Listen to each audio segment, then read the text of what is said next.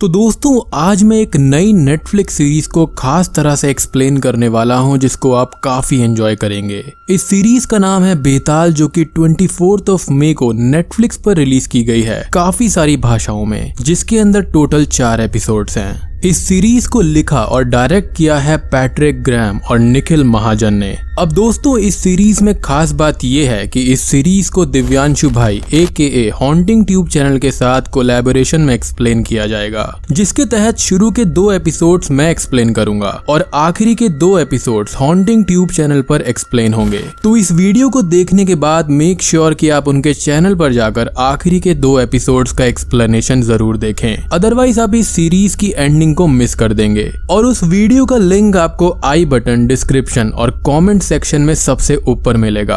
Video देखने के बाद आप हॉन्टिंग ट्यूब चैनल को भी सब्सक्राइब कर देना, क्योंकि हॉरर जॉनरे से जुड़ी काफी इंटरेस्टिंग वीडियोस आपको वहां मिलती रहेंगी। मेक श्योर कि आप दोनों वीडियोस को ही लाइक करें और सबके साथ में शेयर करें। और दोस्तों यहाँ पर हम इस सीरीज की रेटिंग्स वगैरह के बारे में बात नहीं करने वाले, क्योंकि रेटिंग के अंदर काफी ज्यादा फ्लक्चुएशन रोज की रोज आ रही है। तो चलिए अब बिना किसी देरी के चलते हैं सीधा वीडियो की तरफ।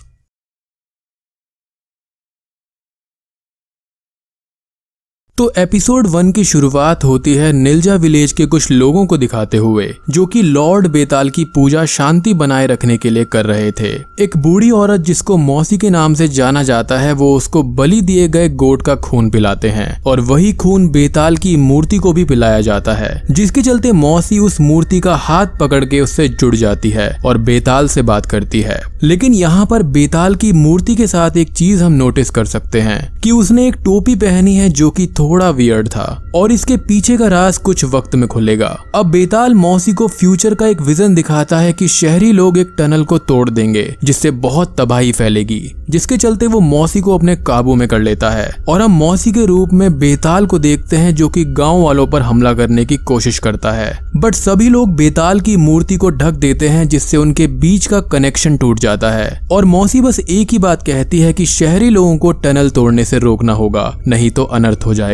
अब मूविंग फॉरवर्ड नेक्स्ट डे हम अजित नामक बिल्डर, उसकी बीवी शकुंतला, बेटी सानवी और साथी बुन्नू को देखते हैं, जो कि CM के असिस्टेंट के साथ में हैं। अजित निल्जा विलेज को हटाने और बेताल पहाड़ के टनल को खोलने का काम करवा रहा था, जो कि अंग्रेजों के द्वारा 1850s में बनाई गई थी। बेसिकली यहाँ पर एक हाईवे बनने वाला था, जो कि निल्जा विलेज बेताल पहाड़ से होता हुआ शहर की तरफ कनेक्ट होता। अजित इस काम को पूरा नहीं करवा पा रहा था, क्योंकि यहाँ के गाँव के लोग ऐसा होने नहीं दे रहे थे। इस काम को पूरा करने के लिए उसके पास बस 24 घंटे ही थे, क्योंकि अगले ही दिन वहां पर CM अपनी सिक्योरिटी टीम के साथ आने वाले थे और फिर मॉनसून का महीना भी शुरू हो जाता, जिससे काफी ज्यादा दिक्कत हो सकती थी। बट अजित CM के असिस्टेंट को प्रॉमिस करता है कि कल तक ये सब काम पूरा हो जाएगा। अब सानवी, उसकी माँ और बुन्नू टनल के पास एक ब्रिटिश कर्नल जॉन लाइनडॉक का एक मॉन्यूमेंट देखते हैं, और वहाँ कई सारे जानवरों की बलि भी दी गई थी ऐसा दिखाई देता है। और ये गोट वही है जिसको इन गांव वालों ने as a sacrifice last night दिया था। खैर इस काम को अंजाम देने के लिए अजित इन गांव वालों को नक्सल्स, बेसिकली टेररिस्ट बता देता है, और मीडिया में ये खबर फैल जाती है, जिसके चलते इस मुद्दे पर डिबेट होने लगती है, जहां पर CIPD बास स्क्वाड कमांडेंट त्यागी सभी को समझाती है कि वो सब नक्सल्स हैं और डेवलपमेंट रोक रहे हैं, जिसके चलते उनको एक्शन लेना होगा। दूसरी तरफ हम second in command Vikram Sirohi को देखते हैं, जो कि त्यागी को बहुत मानता था और उनके सारे ऑर्डर्स को ब्लाइंडली फॉलो करता। थ्रू आउट द मूवी उसको एक छोटी बच्ची दिखाई देती रहती है, जिसके लिए उसके मन में कुछ गिल्ट भी रहता है। अब बास स्क्वाड के अंदर मेन ऑफिसर्स थे विक्रम सिरोही, उसकी दोस्त DC आलूवालिया, शॉर्ट फॉर्म में आलू, असद अकबर और उसका कजन नादिर हक, जिसने अभी अभी बास स्क्वाड को ज्वाइन किया था। और वो सिरोही का बहुत बड़ा फैन था, बट वो सच्चाई से काफी दूर था। खैर अब पूरा बास स्क्वाड अजित और कमांडेंट त्यागी के ऑर्डर के चलते सीधा निल्जा विलेज को खाली कराने के इरादे से निकल पड़ता है, और वो किसी तरह से सभी गांव वालों को मार पीट के गांव को तो खाली करवा लेते हैं, ताकि उनको रीलोकेशन कैंप्स में ले जाया जा सके। बट इसी बीच पुनिया और उसका पति भागकर सीधा मौसी के पास पहुंच जाते हैं, जहां पर हम जमीन पर कुछ येलो लाइंस और वूडू करने की चीजें देखते हैं। अब जब बास स्क्वाड बेताल पहाड़ के टनल के सामने पहुंचते हैं, तो वहां पर 10 लोग इंक्लूडिंग मौसी खड़ी हुई थी, जो कि उन सभी को इस चीज की चेतावनी देती है कि ये जगह श्रापित है और अगर ये टनल खुली तो पूरी दुनिया तबाह तबाह हो जाएगी। अब यहाँ पर सिरोही और अलू कंफ्यूजन में थे क्योंकि उनको ये बताया गया था कि ये सब नक्सलवादी हैं, लेकिन उनको ऐसा कुछ भी दिखाई नहीं देता। बट सीन ये था कि त्यागी अजित से पैसे लिया करती थी इस तरह के गलत कामों को अंजाम देने के लिए। अब त्यागी और सिरोही इन लोगों को मारने से मना करते हैं क्योंकि वो लोग फायर नहीं कर रहे थे। तो अजित बुन्नू के साथ मिलकर एक जगह पर ब्लास्ट करवा देता है जिससे उनको ये लगता है कि ये सब गांव वालों का काम है। और बस तभी बाज स्क्वाड उन सभी पर गोलियां चला देता है जिसके चलते 10 में से 8 लोग मारे जाते हैं, जिसमें मौसी भी एक थी। यानी कि यहाँ पर सिर्फ पुनिया और उसका पति बचता है जिनको वो बंदी बनाकर मारने के लिए ले जाने लगते हैं। और बस इस टनल को खोल दिया जाता है, जिसको लेकर पुनिया उन सभी को चेतावनी देती है, लेकिन वो उनकी बात नहीं मानते। अब इस टनल के अंदर काफी सारे वर्कर्स जाते हैं, लेकिन सिर्फ एक ही वर्कर वापस आता है जिसको किसी ने बुरी तरह से घायल कर रखा था। लाइक उसके इंटरनल ऑर्गन्स बाहर आ गए थे, जिसको देखकर सानवी बहुत तेज चिल्लाती है, एज वो ऐसा कुछ भी एक्सपेक्ट नहीं कर रहे थे। अब इस चीज के चलते पुनिया और उसके पति को मीन टाइम के लिए छोड़ दिया जाता है। और फिर इस टनल के अंदर बाज स्क्वाड की कमांडेंट त्यागी कुछ ऑफिसर्स के साथ जाती है, including Chandran Tripathi with night vision cameras, जो कि आलो के लैपटॉप से कनेक्टेड थे। अब टनल के अंदर जाते ही ना तो कैमरा ठीक से काम करते और ना ही वॉकी टॉकीज, एज इफ की कोई फोर्स सिग्नल से इंटरफेयर कर रही हो। अब अंदर कमांडेंट त्यागी को कोई खड़ा हुआ नजर आता है और जैसे ही वो उसकी तरफ मुड़ता है तभी अचानक से ही एक एक करके सभी ऑफिसर्स के कैमरा बंद हो जाते हैं। अचानक से ही टनल से घायल चंद्रन और त्रिपाठी ही वापस आते हैं, जिनको कुछ भी याद नहीं था, और कमांडेंट त्यागी भी वहां पर नहीं थी। सिरोही यादव को पुनिया और उसके पति की जिम्मेदारी देकर इस टनल में जाने का फैसला करता है, जिसके साथ हक भी अंदर जाने की जिद करता है और सिरोही इस बात के लिए मान जाता है, जबकि उसका कजन असद इस चीज के लिए रेडी नहीं था। अब टनल के अंदर पहुंचकर उनको त्यागी मैम वहीं गिरी हुई दिखाई देती है, जो कि समहाउ अचानक से ही बूढ़ी हो गई थी, white hair and white eyebrows. वो उनको ऊपर की तरफ देखने के लिए कहती है और वो जो देखते हैं वो काफी शॉकिंग था। वहाँ ऊपर की तरफ उनको ज़ॉम्बी सोल्जर्स दिखाई देते हैं जिनकी आंखें लाल और बड़े बड़े दांत थे। वो वहाँ से त्यागी को लेकर किसी तरह से भागने की कोशिश करते हैं, बट उसी बीच हक को एक ज़ॉम्बी सोल्जर उसके पैर पर काट लेता है। बट फिर भी किसी तरह से सिरोही उन दोनों को लेकर बाहर आता है और सभी से भागने को कहता है। एस टनल से बाहर कई सारे ज़ॉम्बी सोल्जर्स आते हैं जो कि उन पर गन फायर करने लगते हैं। ये सब छुप छुपाकर वहां से निकलने की कोशिश करते हैं, जिस बीच यादव को घायल करके पुनिया और उसका पति कहीं भाग गए थे। अब सिरोही इस इलाके का मैप देखता है तो उसको ये पता चलता है कि यहाँ जंगलों के अंदर ब्रिटिश के द्वारा बनाए गए पुराने बैरक्स हैं, जिसके अंदर ये सब जाने का फैसला करते हैं। दो असद इन सभी चीजों के लिए बस सिरोही को ही ब्लेम करता रहता है। खैर बैरक की तरफ जाते समय इनको जलते हुए पुतले और एक येलो लाइन दिखाई देती है। ये सब इस ओल्ड बैरक के पास पहुंच जाते हैं, जिसको पुनिया और उसके पति ने अंदर से बंद कर रखा था, और वो बस यही बोलती है कि अंदर आना खतरे से खाली नहीं होगा। और पीछे से बहुत सारे ज़ॉम्बी सोल्जर्स इन पर फायर करने लगते हैं, जिस पर सिरोही बस टनल वाले सीन को सोचता रहता है कि क्या उसने जो देखा था वो सच है या फिर बस वो एक धोखा है। और दोस्तों यहाँ पर पहला एपिसोड खत्म हो जाता है। तो इस एपिसोड से हम ये जान पाए हैं कि बेताल पहाड़ की टनल श्रापित है, जिसकी रक्षा निल्जा विलेज वाले कई सालों से कर रहे थे। बट सीएम को यहाँ पर एक हाईवे कंस्ट्रक्ट करवाना था, जिसकी जिम्मेदारी अजित को दी गई थी, और उसके पास 24 घंटे से भी कम का समय बचा हुआ था इस काम को पूरा करने के लिए, जिसके चलते वो त्यागी की मदद लेता है। अब बाज स्क्वाड की कमांडेंट त्यागी काफी पहले से अजित के साथ पैसों के लिए काम करती आ रही थी, और उसकी टीम को इस चीज का कोई भी अंदाजा नहीं था। सिरोही के लिए बस त्यागी ही उसकी लीडर होती है और वो बस ऑर्डर्स को ब्लाइंडली फॉलो करता है विद हिज टीम। अब किसी तरह से ये सब टनल को खोल देते हैं और जो श्राप वहां पर बंद था वो खुल जाता है, जिसके चलते इन सभी पर अंग्रेजों के जमाने के ज़ॉम्बीज हमला करते हैं। अब आगे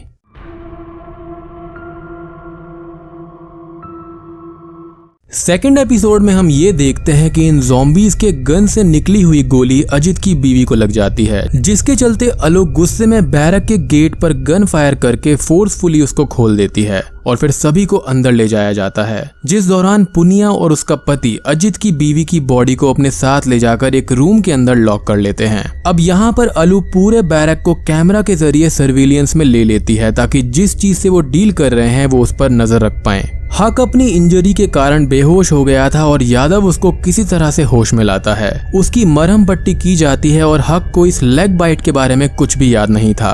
उसका कजन असद यहाँ पर आकर उसको संभालता है। अब सानवी अपनी माँ को लेकर काफी ज्यादा चिंतित थी तो सिरोही पुनिया के पास जाता है, बट वो गेट को खोलने से मना कर देती है। इसी बीच हम अजित और बुन्नू को आपस में बात करते हुए सुनते हैं कि वो सब कुछ बा स्क्वाड को बताना चाहता है, बट अजित बुन्नू को रोक देता है कि ऐसा कुछ भी मत करना और इनको गलत फहमी में ही रहने दो। यहाँ पर सानवी ने सब कुछ होते हुए देखा था और ये सारी बातें भी उसने सुन ली थी। इन सभी को ये भी पता चलता है कि इनको मारने के लिए जो बुलेट यूज की गई है वो एक मस्केट राउंड है जो कि कई सौ साल पुरानी है। और सबसे बड़ी बात ये थी कि पुनिया, उसके पति कमांडेंट त्यागी और सिरोही को छोड़कर सभी को ये लग रहा था कि ये सब गांव वालों का काम है। खैर, अब यादव के साथ सभी मिलकर त्रिपाठी और चंद्रन की डेड बॉडीज को वॉशरूम में रखवा देते हैं ताकि वो उनको एनालाइज कर सके। सिरोही अब त्यागी मैम से बातचीत करता है और त्यागी मैम अचानक से ही बात करती है और बताती है कि मैंने उसको देखा, उसने मेरे से बात करी और एक सोल्जर की तरह अपना टास्क पूरा करने को कहा।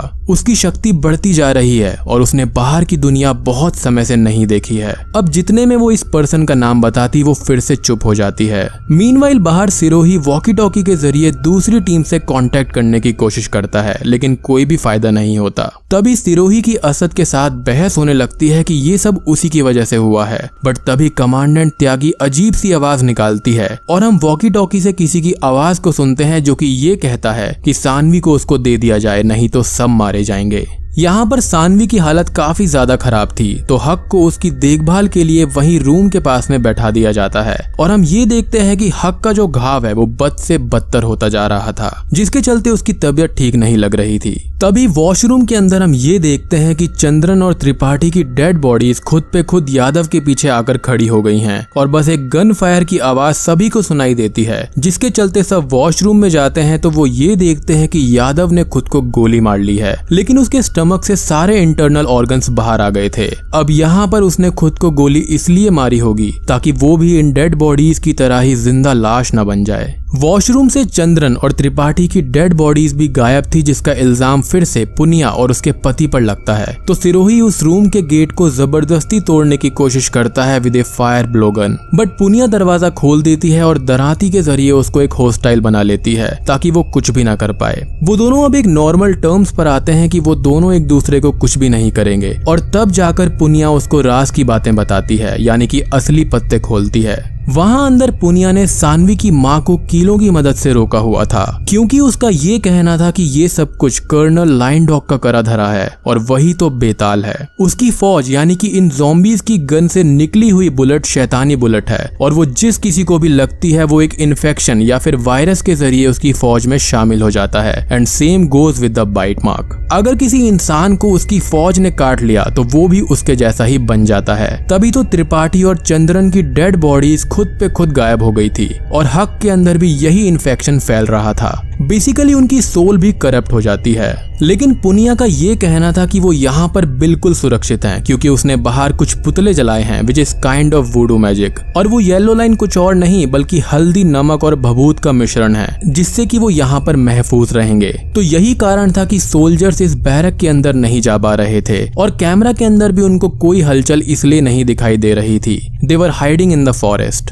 बट पुनिया ये कहती है कि बैरक के अंदर जो इन्फेक्टेड सोल्जर्स हैं उनको सिरोही को जलाना होगा, नहीं तो सब मारे जाएंगे। अब बस सिरोही को उसकी बात पर यकीन हो जाता है, क्योंकि टनल के अंदर वाली कंफ्यूजन जो थी वो अब दूर हो गई थी। सिरोही पुनिया से कैरोसिन ऑयल लेकर यादव को जला देता है। अब पुनिया की सारी बातों को सिरोही बाहर जाकर सभी को बताता है तो वो उसको पागल बताने लगते हैं कि उसको आराम की जरूरत है और वो सब 15 मिनट में वहाँ से बाहर निकलेंगे। उनको अभी भी यही लग रहा था कि ये सब इन गाँव वालों का काम है। मीनवाइल हम सानवी के पिता अजित को देखते हैं, जो कि वॉकी टॉकी के जरिए कुछ वॉइस मैसेजेस भेज रहा था कि वो एक डील करने को तैयार है। और तभी हम उसके पीछे से त्यागी को कहीं जाता हुआ देखते हैं और वो भी उसके पीछे पीछे जाता है। और त्यागी इस कर्नल के द्वारा लिखी गई किताब की एक लाइन पढ़ती है कि उसको हमेशा ये लगता था कि बेताल श्राइन एक मजाक है, बट ये सब कुछ तो सच निकला और अगर वो बेताल की ताकत को पा सका तो वो गॉड से भी ऊपर हो जाएगा। इस किताब को अब अजित पढ़ने लगता है इन फ्रंट ऑफ ऑफ त्यागी। खैर सिरोही अब सीधा सानवी के रूम में जाता है जहाँ पर वो हक को अपने साथ चलने को बोलता है और वो उसको एक इंजेक्शन देकर बेहोश करने ही वाला था कि तभी वहाँ पर असद आकर सिरोही को नॉकआउट करके वहीं बाथरूम में बांध देता है और उसके बिना ही सबको बाहर चलने को बोलता है। अब उसी वक्त हम ये देखते हैं कि हक खून की उल्टियां वॉशरूम में कर रहा था क्योंकि वो भी अब इन्हीं ज़ॉम्बीज में से एक बन गया था। दूसरी तरफ सानवी के रूम में उसके ऊपर त्रिपाठी और चंद्रन हमला कर देते हैं, बट सिरोही खुद को बेड़ियों से छुड़वाकर सानवी की मदद करता है। पुनिया अचानक से ही वहाँ पर आ जाती है और गेट को बंद करने में सिरोही की हेल्प करती है क्योंकि वो इस बच्ची को कर्नल के हवाले करने नहीं दे सकती थी, जिसका राज एपिसोड 3 और 4 में खुलेगा, तो make sure you watch it. Sirohi को फिर से अपना पास्ट याद आता है, यानी कि वो छोटी लड़की, और बस वो सानवी से प्रॉमिस करता है कि वो उसको कुछ भी नहीं होने देगा। अब ये सब बाहर जाते हैं और सभी को सच्चाई बताते हैं, लेकिन तभी वहाँ पर पजेस्ड हुआ हक आता है जो कि अपने भाई को सभी को मार देने के लिए उकसाने लगता है एज वो इस कर्नल के ऑर्डर्स को फॉलो कर रहा था। और दोस्तों त्यागी मैडम जो है वो भी इस कर्नल के ही पोजीशन में थी। उसने टनल में एक टोपी पहने हुए डीमन को देखा था तो वो ये कर्नल ही था। तो इस मूर्ति के सर पर टोपी होने का यही राज है, कर्नल के रूप में बेताल। अब यहाँ पर बाहर सिरोही कौशल को हक की पल्स चेक करने को बोलता है क्योंकि ज़ॉम्बीज की कोई भी पल्स नहीं होती, लेकिन असद इस चीज को होने नहीं दे रहा था। तो तभी पुनिया हल्दी वाला भभूत हक के चेहरे पर फेंक देती है जिससे उसका चेहरा जल जाता है और वो अपने असली रूप में आकर सीधा कांजी को जान से मार देता है। लेकिन ये सब किसी तरह से उसका चेहरा एक कपड़े से पकड़कर उसको बांध देते हैं और तब जाकर सबको यकीन होता है कि ये बेताल और उसका श्राप बिल्कुल असली है। अब वहाँ अचानक से ही बारिश होना शुरू हो जाती है जिसके चलते पुतले की आग और हल्दी वाला भभूत मिट जाता है और पुनिया सभी को ये कहती है कि अब वो नहीं बचेंगे क्योंकि अब कर्नल की आर्मी उनको तबाह कर देगी। और बूम, सेकंड एपिसोड यहीं पर खत्म हो जाता है। तो बेसिकली श्रापित टनल के अंदर कर्नल ने किसी तरह से बेताल कर्ज को खुद के लिए इस्तेमाल किया है और अब वो और उसकी आर्मी इंसानी मांस के लिए भूखी थी। हाईवे बनाने के चक्कर में अब इन सब की हालत बुरी हो गई। त्यागी और उसकी टीम को उसका लालच बर्बाद करेगा। अब इन ज़ॉम्बीज से बचने के दो रास्ते हैं, जिसमें से पहला है हल्दी नमक भभूत का मिश्रण और एक और रास्ता है बट वो हॉन्टिंग ट्यूब चैनल पर आपको जानने को मिलेगा। इन ज़ॉम्बीज के काटते ही इंसान ज़ॉम्बीज में परिवर्तित हो जाते हैं और ये कर्नल हिप्नोटाइज करके भी इंसान को पजेस कर सकता है जैसे कि त्यागी को किया गया है। तो दोस्तों ये थे बेताल सीरीज के पहले 2 एपिसोड्स की एक्सप्लेनेशन। यहाँ पर ज्यादा कुछ कॉम्प्लेक्स है नहीं, बिल्कुल सिंपल और स्ट्रेट फॉरवर्ड सीरीज है। अभी तो इस कहानी में तड़का लगना बाकी है जहाँ पर आपको और भी राज और कर्नल की शक्तियाँ पता चलेंगी, जिसके लिए अब आपको आगे के एपिसोड्स की कहानी दिव्यांशु भाई समझाएंगे। उनकी वीडियो का लिंक आपको आई बटन, कॉमेंट सेक्शन और डिस्क्रिप्शन में मिल जाएगा। बहुत ही रोचक कहानी आगे की होने वाली है, तो जल्दी से जाकर उनकी वीडियो को आप देख लो। अब यहाँ पर मैं आपको अपना वर्डिक्ट, रिव्यू और ओपिनियन इस सीरीज के बारे में देता हूँ जो कि बिल्कुल सिंपल और शॉर्ट होगा। इस सीरीज के अंदर सबसे अच्छी चीज मुझे लगी कैमरा वर्क, सिनेमेटोग्राफी, एडिटिंग और साउंड इफेक्ट्स। अब बात करते हैं नेगेटिव चीजों के बारे में। आई फेल्ट की कैरेक्टर्स ने उतनी जबरदस्त एक्टिंग नहीं की जितनी होनी चाहिए थी। अब अगर आप सभी ने ऐसी कोई सीरीज या कॉन्सेप्ट पहली बार देखा होगा तो आपको बहुत मजा आएगा और हो सकता है कि ये सीरीज आपकी फेवरेट बन जाए। लेकिन जिसने army of the dead, dead snow जैसी फिल्में देखी होंगी उनको ये सीरीज बिल्कुल भी अच्छी नहीं लगेगी, एज प्लॉट में कुछ नया नहीं था। पर्सनली मैं इस सीरीज को 5 स्टार्स देना चाहूंगा आउट ऑफ 10। एंड प्लीज इस सीरीज को तुम्बाड़ जैसी यूनिक और मास्टरपीस मूवी से कंपेयर ना करें, वो इससे लाख गुना अच्छी है, एज मैं बेताल सीरीज जैसे कॉन्सेप्ट की मूवीज काफी देख चुका हूँ। अब यहाँ पर ज़ॉम्बीज और उनका मेकअप भी कुछ खास अपीलिंग मुझे नहीं लगा। इट वॉज लाइक कि उन्होंने अपनी आंखों में LED बल्ब्स लगा रखे थे। लेकिन मुझे एक चीज अच्छी लगी कि इन्होंने इंडियन हिस्ट्री बेताल या फिर वेताला से इसको कनेक्ट करने की कोशिश की है और कुछ चीजें सही दिखाई गई हैं। तो वेताला है क्या? तो इस चीज को आप वेस्टर्न माइथोलॉजिकल ज़ॉम्बीज से कनेक्ट कर सकते हैं। अब होता ये है कि जब ये वेताला किसी भी डेड बॉडी को अपने शिकंजे में लेता है तो वो डेड बॉडी सड़नी बंद हो जाती है और वो वेताला के हिसाब से काम करती है और अपना शिकार ढूंढती है। एक वेताला इंडियन हिस्ट्री के अकॉर्डिंग किसी भी डेड बॉडी को अपनी मर्जी से काबू और छोड़ सकता है और यही कारण था कि ये जो कर्नल है वो आसानी से सभी को कंट्रोल कर पा रहा था। तो आई होप आपको इंडियन हिस्ट्री से कनेक्शन भी समझ आया होगा। अब आपने एक चीज और नोटिस की होगी कि मेन हीरो इसमें विक्रम सिरोही था और विलन बेताल। तो आपको विक्रम बेताल की कहानी का रेफरेंस जरूर याद आया होगा। मतलब मैंने अपने बचपन में काफी सारी विक्रम बेताल की कहानियां देखी थी। एंड दोस्तों आई वॉज डिसअपॉइंटेड कि इतने बड़े बड़े प्रोडक्शन हाउसेस इसके अंदर इंक्लूडेड थे एंड देन ऑल्सो इन्होंने ऐसा कुछ तैयार किया। इस सीरीज के अंदर काफी कुछ इंटरेस्टिंग किया जा सकता था, लेकिन मेरे हिसाब से ये सीरीज वन टाइम वॉचेबल है और कोई खास याद के तौर पर आपके दिमाग में भी ये नहीं रहेगी। तो दोस्तों वीडियो पसंद आई हो तो लाइक करना, शेयर करना और चैनल पर नए हैं तो चैनल को सब्सक्राइब जरूर कर देना, क्योंकि काफी सारी इंटरेस्टिंग वीडियोस और इस तरह की मजेदार कोलैब्स आपको यहाँ मिलती रहेंगी। I would like to thank haunting tube channel owner Divyanshu भाई for this awesome collaboration. Future में भी ऐसी बढ़िया कोलैब्स की मैं उम्मीद करता हूँ ताकि व्यूअर्स को हॉरर जॉनरे में कुछ इंटरेस्टिंग चीजें देखने को मिलती रहें। और दोस्तों आपको ये सीरीज कैसी लगी, आप अपनी ओपिनियन भी कमेंट करके जरूर बताना। तो मैं आप सबको मिलता हूँ अगली वीडियो के साथ में, तब तक के लिए